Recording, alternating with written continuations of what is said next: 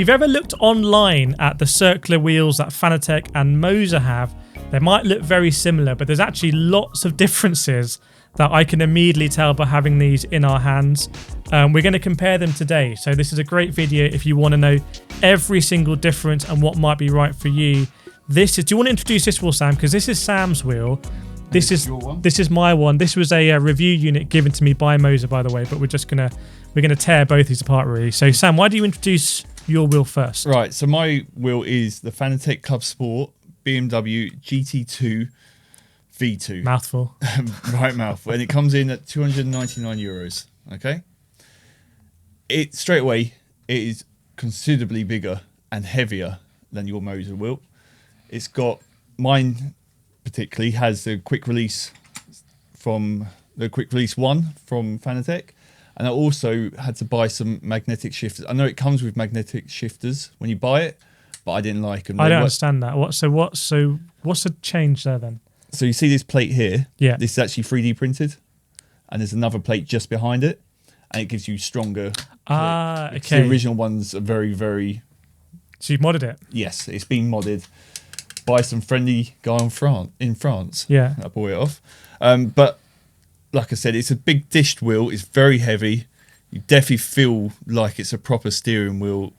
It's obviously got all your buttons, like you'd get used to with all your steering. You've got all the buttons down here. You've got the analog stick and you've got a turny dial. Obviously, you still get your rev lights up here, and so you can change your settings. In general, it's a nice, comfy, big wheel. This is the type of wheel I use when I'm doing Mazdas or NASCAR. If I want to go do that, get a nice bit of leverage on it. I'm surprised because when you look at these online, it's difficult to work out the sizing. But like, your wheel feels like that could be plucked from a real BMW racing car. It would not look out of place at all. This wheel is a lot smaller. It's a lot lighter as well. Maybe pros and cons there, I don't know. A pro for this one is the price. It's just £129 from Moza. I don't think that includes shipping though, but it's a lot cheaper.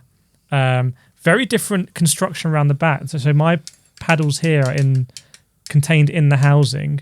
Feel like magnetic shifters, but they're sort of contained in. And we've got the standard quick release that goes through all of the Moza family. Now, quick release in Fanatec, I've interviewed the Fanatec CEO, particularly about QR2 and pricing, but I don't pretend to be an expert about Fanatec quick release system. I just know it's so controversial. Any light you can shine on it, Sam? I really, really enjoy the quick release 1 system. It's got really secure, I don't know if the camera's going to show this out, really secure clipping, and then at the bottom, once again, let me line that up. At the bottom, if you can see it, there is a little Allen key hole here. And that's so when you fit it onto your base, onto your wheelbase, you can then put a secondary So it's fixing. not going anywhere. So it's definitely not going anywhere. And it's just an Allen key to do it up, undo it. And it's the same with all the quick release. They've all got this. Do you think is that in the QR2, that system as well? As QR2 removes that? I don't know. But I don't know. I wonder if that's a bone of contention for people that they don't want to have to do that, because the Moza one doesn't have that. They both have a similar pin system. Correct. So again, hopefully the cameras are going to pick this up. Your pins are longer though, Sam, right? But it's not. Yeah, mine protrude a little bit further than yours. They're in a slightly different pattern as well. It's also got like little locator at the top, which I know for a fact the computer's not going, camera's not going to pick up. But there's a locator at the top, so you can only put it in one way. Yeah. There's no way you could put it in sideways and damage the pins. Got it. So it's definitely. Does your Moza? You know what? I don't know, but I always put my Moza real straight because I don't think it really. But if you look there, you can see at the top. Yeah, you've got a tracking sort of groove that goes in. If we go to the front then, so we're talking about buttons and dials. So I don't have a LCD display here for speed. I do have a rev band, but I think it's a rev band where the lights are baked in, so it's not a customizable one. I don't know if your one is coloured or is it just They are coloured. You can definitely change the colours on the Fanatec UI. So I think Moza gone for quite a pragmatic thing here, which is just it's a built-in colour strip that just lights up and it's green at one end and red at the other. In terms of buttons, it's a very different philosophy.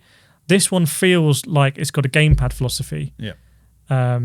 Your one feels like it's very clear around the centre. I don't know if that's to promote the BMW badge, but it's a very different sort of philosophy, I feel. You've also got 2 joysticks there. Yeah, so your one, to me, it feels like a controller which has been made round, basically. It feels like a PlayStation or Xbox controller. They've just put a round circle around it and a couple extra dials at the bottom. This one here, it feels like it's been set up specifically for racing, because when you're holding it, I don't know how to show this, it's still within thumb reach to do any button. That's why they're in that. Apart from this yellow one here. Got it.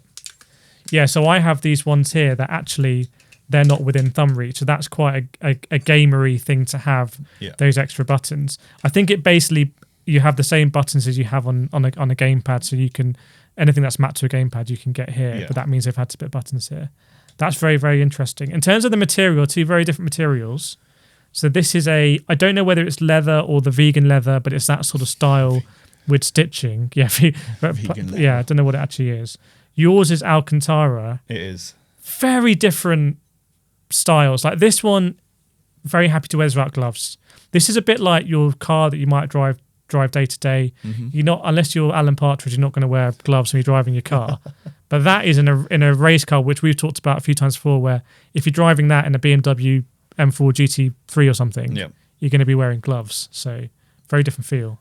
It is, and it gives you, in my opinion, it gives it more of a look of, I don't want to say quality, but it looks like it's more set for this, whereas your one there looks a little more lower end toy type thing. This looks like, to me, a proper sim ring wheel. Different material as well. Like I've got some what potentially looks like brushed aluminium. You've gone for you've got some patterned, a bit hard to say what it is, but it looks kind of battle worn. It's definitely not battle worn. What I mean by that is like, it looks like it could take punishment sort of thing. Yeah. I mean, I still think it's a aluminium steel type casting, but it's not a brushed smooth one. It's kind of, you definitely can't pick up in the camera. It's kind of dimpled. Yeah. So I'm guessing there's no gloss, there's no glare off it or anything like that, maybe. And in terms of, that's a very good point about the glare actually, because this one will be a bit more reflective. In terms of the assembly, I've got these 6 Allen bolts here that may map onto the quick release.